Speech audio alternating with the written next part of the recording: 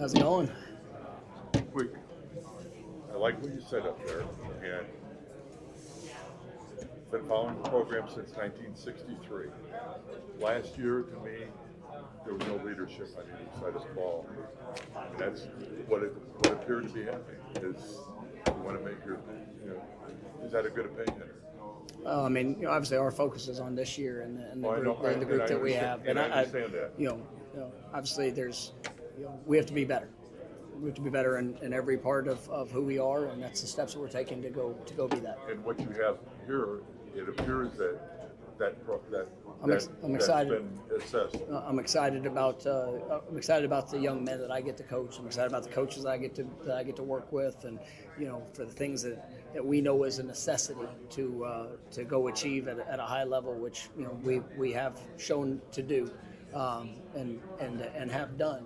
But I mean that's something that it was a big point of emphasis, and I'm excited to see it continue to play out.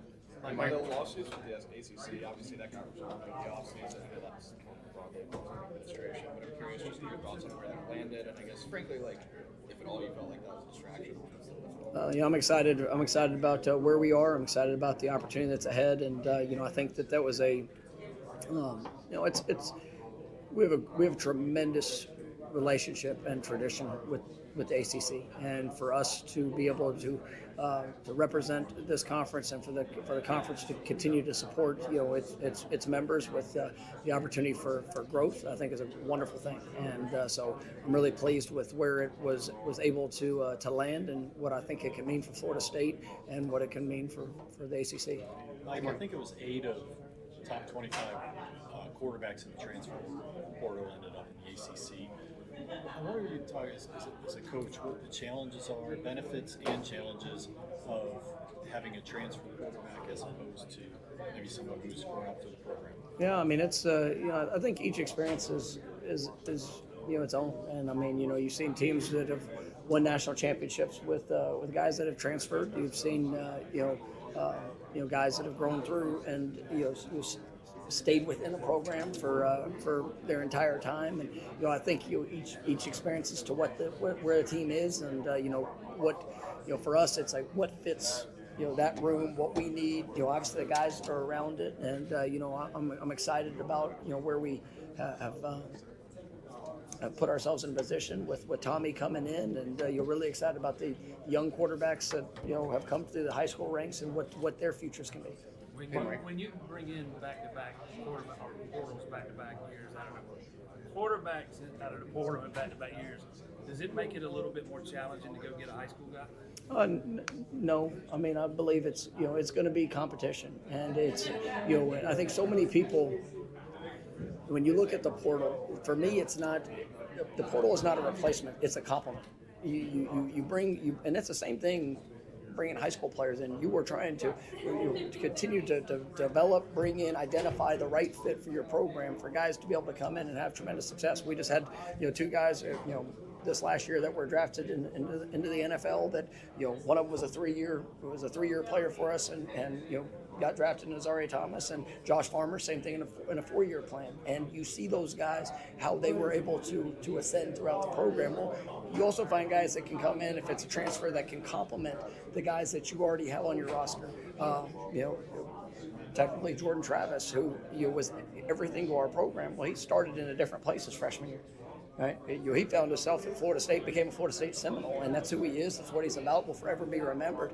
But the first step in his journey was a little bit different. But it was still my job, our job, to surround him with the right guys to be able to help him, whether it's guys that came in through the high school or guys that transferred. So you try to complement your football team with the guys that you bring in each and every season. Hey, Mike. Tony coming in, I was doing some comparisons the other day, watching Tony and Travis back and forth. Jordan Travis and Tony, your quarterback this year. Is there any similarities? Because I feel like you need somebody who's more mobile out of the pocket to get the offense down the field. Well, for us, we're looking for the best playmakers that we can possibly have, and obviously you need to have a playmaker at the quarterback position, whether it's with his arm, legs, whatever that dynamic needs to be on any given play. That it makes you more explosive, and we've seen that at a high level. Been able to throughout my coaching career, see it with a lot of different types of quarterbacks. But regardless of the skill set, it's the playmaking ability that where you step on the field and 10 guys around you are better.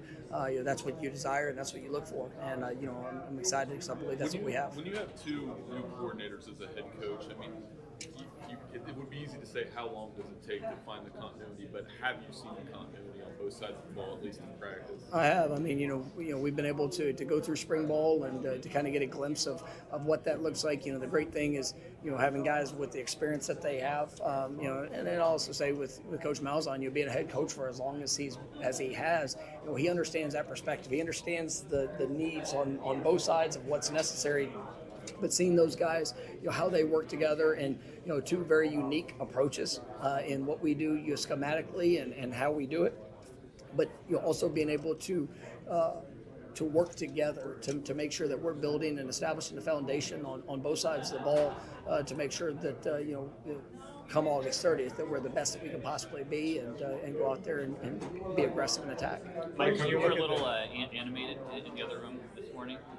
Maybe about the most fiery I've seen you. What got you so fired up this morning? I'm excited for opportunity, and that's what we have in front of us. And once again, it's easy to come here for a day, and there's gonna be a lot of words that are said. For me, it's about the actions that have gone in for the last 7 months. Coming back in January, going back into December to the guys of identifying the guys that are going to be a part of this team, and coaches, players, everybody involved, seeing the guys that are returning on this team, watching their growth and the work and investment that they've had. It's exciting to me, and I'm not afraid to show my excitement and my passion, but I know that once again the words will be said, but it's the actions that truly hold the most importance. And I'm pleased with all the things I've seen throughout this team, leading up into fall campus next week. Mike, when you self-scout last year after the season, what were your main takeaways that you could kind of take into 2025? I mean, obviously it was a disappointment, in both sides, in a lot of phases of what we did, and so you try to identify where were the areas of disconnect, why did some of those things occur. Obviously, you made some tough choices, right? But I believe made the choices that were right for us and the things that were necessary for this football team to go and be all that I know that we can. And at the end of the day, it's always about reflection. But the things that happened last year are not going to have an effect on what this team is going to be. It's just like the 23 season is not going to have an effect on what this team's going to be. We've got to go do it. And you learn lessons through for all things that you get to experience in life, and then it's just about the continued growth and embracing that challenge. Coach, a question that kind of follows up on what you were just talking about with him. In the modern era of college football, you can bring a lot of new stuff. A lot of people, we've seen teams make drastic turnarounds. Kenny at ASU took them, the CFP from 3-9. With so many changes on this team this year, should every season be looked at individually? Because a lot of people like to box what Florida State can be in 25 based on what 24 was, but it's an mostly different team and staff. Should every season be its own individual thing and not based on maybe what happened last year? Yeah, I think in college football in general, I mean, you've seen more swings in just with all the different elements that can spark changes to teams, to rosters, to all the things that are there. So I mean, it still is about the year, and I don't care. Back 20 years ago, each team had to make the choice for what they were going to be. Now there might have been a little bit of limitations on how players could leave and what that looked like, but I do think that it is a year-to-year focus on each team and the things that of what they can accomplish. And you saw some great examples of teams that were able to make monumental jumps because that team was willing to do the things that were necessary to accomplish that. And at the end of the day, I mean, it's still about this one group and this one season, and go going to be all that they're capable of. Mike, when you look at the foundational pillars of your culture, what you've done over the years, what are some of those things that have to remain at Florida State that you feel like this team needs moving forward, not just in 25? Yeah, I mean, this is a team that we talk about. Our values: it's service, it's sacrifice, it's respect. I want a team that serves each other, that serves this university program, all that we represent. One that's willing to sacrifice for what we ultimately want to be. Like I said, everybody can stand in front and talk about the desire to be champions, and this is the year. But if you're not willing to sacrifice to do that, it doesn't matter. And I want this to be a program that's respected. I want this to be a program that's respected in how we operate on the field, who we are off the field, and all those things. I shared in the press conference earlier. We challenge this team. And we challenge them academically, we challenge them socially, we challenge them, to what they do on the field and every bit of it. And they're answering the call. I mean, we come off the best semester ever, academically, with the highest team GPA in program history. Well, that's a choice that has to be made. And I'd love to tell you, all our guys that love academics, it's not real. Some guys don't even like it, but they're willing to push to be their best in something that they don't necessarily like in the moment. I mean, that's still part of building the character, the values of who they are, what they're about. You're going to find moments in games where you might not like the things that you're asked to do or what's necessary to win in that rep, to win in that game, because there's going to be good plays and bad plays. But your choices that you're willing to make and coming to those three values, that's what can establish something that is special, and that's what we're going to always stay true to. And it doesn't matter the schemes that we're going to run, offensively, defense, special teams. It's going to come from that foundation. And once again, it's not just about talking about it, you got to go do it. Mike, you talk about oftentimes that you have to go through what you can get through. You've said that a lot. That's kind of been a mantra of yours. When you look at last season and some of the things you had to go through, you mentioned in some ways some of the disconnect. What has that mantra of having to go through prepared you for this season? Well, I mean, there's sometimes you'll see plenty of people that will change who they are because of the result that they might face. And I absolutely believe in who I am. I believe in the things that we ask from our players, from our team. Sometimes you have to reevaluate where there might be a disconnect, where there great expectation, great desire, but making sure that the execution is where it needs to be. Making sure that the evaluation and who you're doing, like all of that matters. But are you willing to be true to yourself? Are you willing to be true to the program, to the place? And that's something that in that statement, you got to go through it. Sometimes you have to go through it. Nobody ever wants to face disappointment. Nobody ever wants to get knocked down. But I'm built for this journey, right? And this program is built for this journey. We will respond. We will take that step, right? I've got all the confidence in the world in it because it's not just the statement. It's the action, and that's what I'm looking for, and that's what I hold myself to, and that's what I hold our program to. Is that if ultimately that's what you want to be, right? We know what it looks like. Well, you got to go do it. And I think that is something that this team is embracing, and that's that edge that I've talked a lot about since December. Is that that has to show up on a daily basis, and we have been able to attract, retain, and develop that edge, and it's going to be a continued part of the process. I mean, you look at a team a year ago that won the national championship. They lost 2 games. They lost a 12-game season against their rival, which in any year in the history of college football, they would have been 0 chance to win a national championship. But they responded. And they did the things that were necessary to go win in that moment, right? And so I respect what that team did, right? Well, I know the opportunity we have as a program, and it's our time to respond. It's our time to go take the step. And that's what we get to go do. So when you're building this year, Coach Tim Harris means to obviously that room and recruiting as well. No, that's a great question. Tim is, I think one of the dynamic, coaches, in college football because of his entire journey. You've been a great position coach, has been an offensive coordinator, has had great success. You look at his path, as a former high school coach, it was tremendous success. In his coaching career and just everything that he's ever been around. You've seen growth, development, and just a wonderful person. And obviously, he's a great recruiter because of the relationships that he built. I think he's doing a remarkable job. They're a part of our staff, and excited to see the way that our receivers are going to continue to grow under his leadership. Mike, you like the conversation about kind of the clearinghouse, this new system of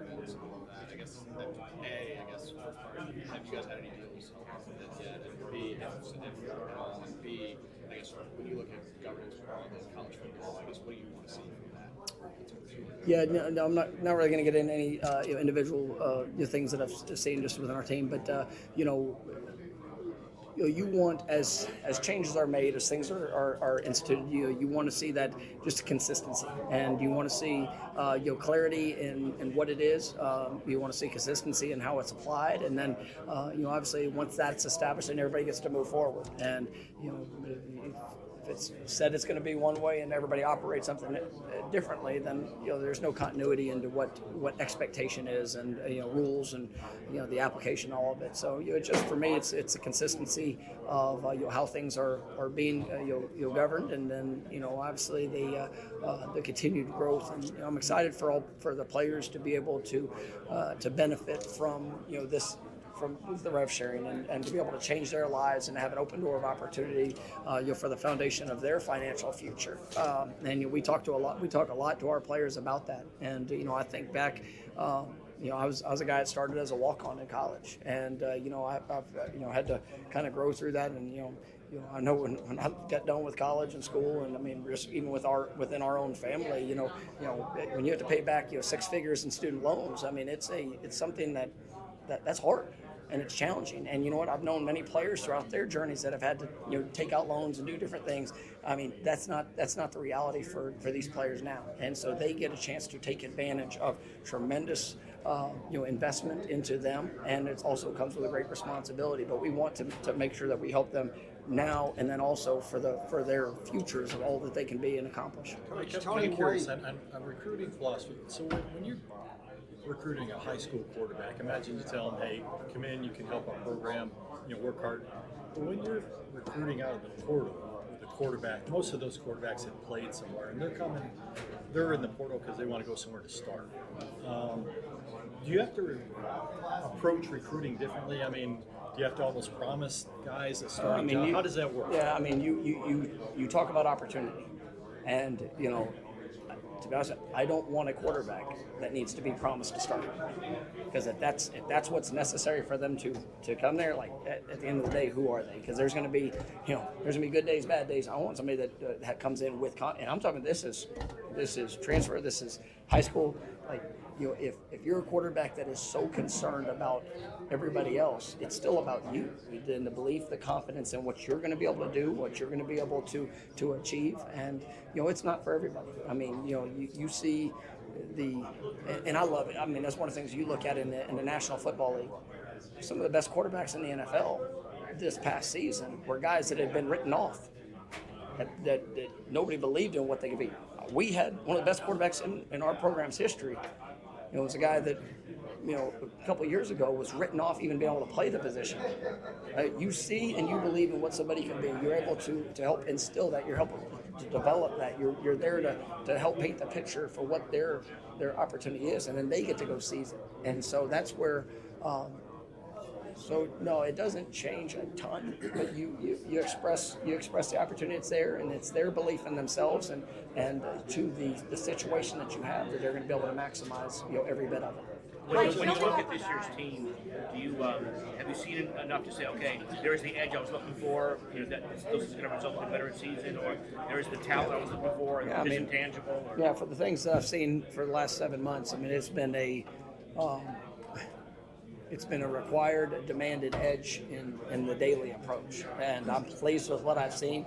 But that was also something that I was looking to identify and just everybody that was going to be a part of it. And so that started back in December. I had to have some tough conversations, made some tough decisions, when it came to guys that would be a part of this team. And so, guys have stayed true to who they are. I mean, that showed up. I think guys have brought the right edge, and we've done that up till this point, and with fall camp starting next week, we've got to go put that on display for 25 practices as we lead up to August 30th. Coach Tony White, another Rocky Long disciple. I heard Bronco Mendenhall last week talking about, because he was one too, he said these concepts on defense were sort of timeless that you learned from Long. What is he going to bring to you guys this year, defensively different than maybe what you had? Yeah, I mean, I think the versatility that this defense has, but also, really what Tony's put, kind of his own stamp on it. I mean, I've got so much respect for Coach Long. Competed against him years past. But you see Tony, and I mean, just such an innovative mind. And I think when you look at his transition from what he did at Syracuse, right, to going to Nebraska, and just the versatility and utilizing personnel and the schemes, the X's and O's, the concepts. But to me, as much as anything, it's the mentality. It's the way that guys play. It's the added edge of technique, fundamentals of overall execution.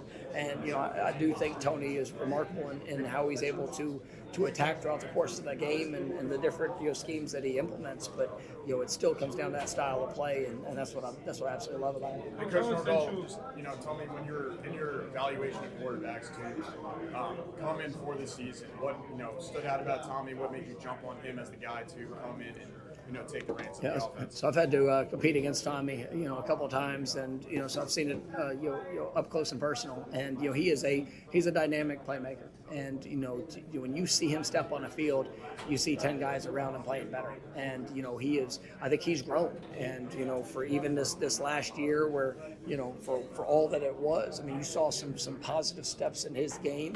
Being asked to do a lot of different things, and I think he was, he brought the right mentality. The passion, the desire, the work, and then the playmaking ability that I think can really be special. So that's kind of been our focus, and you see a lot of confidence from him in what he's being asked to do, and then it's the continued challenge for him to push and go be all he can be.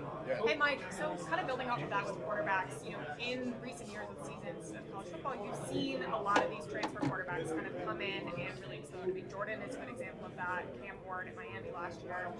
What about the game and how it's set up just developmentally and the transfer rules right now is sort of allowing these quarterbacks to kind of get fresh starts and have a great year somewhere else when maybe that wasn't expected from them? Yeah, I think there are some rules of just the access, summer access, with now being able to meet, being able to go out, and even though you don't get to go against the defense, you're able to get out there and get time on field to where you're at least speaking the language, and coaches can be around, they can be involved. You're trying to maximize the meeting times that you're around the players, and then it is there's the open door for it. And and for so many years in the past, that was not a regular path to be able to transfer and play immediately, and that's where you see that as that has emerged. You get more and more examples, some good, some not, and so it's really it's so much about finding the right fit, and it's so much about the right situation, and then guys being comfortable to go out there and play to the best of their ability. Do you think 7-on-7 and the kind of proliferation of that, and maybe quarterbacks being able to pick up schemes, is that impacting it at all? Yeah, I mean, I'm sure football it's a year-round experience, and from guys in high school, I mean, you see different travel teams, and you see different relationships, and let's be honest. I mean, in a lot of states, I mean, the number of times you see high school players that are transferring, I mean, it all works itself up, and those guys are forced to do it, or not forced to. Many of them choose to do that in the high school, in the high school ranks, and then when they get to college, if there's the opportunity, then that transition is what it is. So I think it all plays.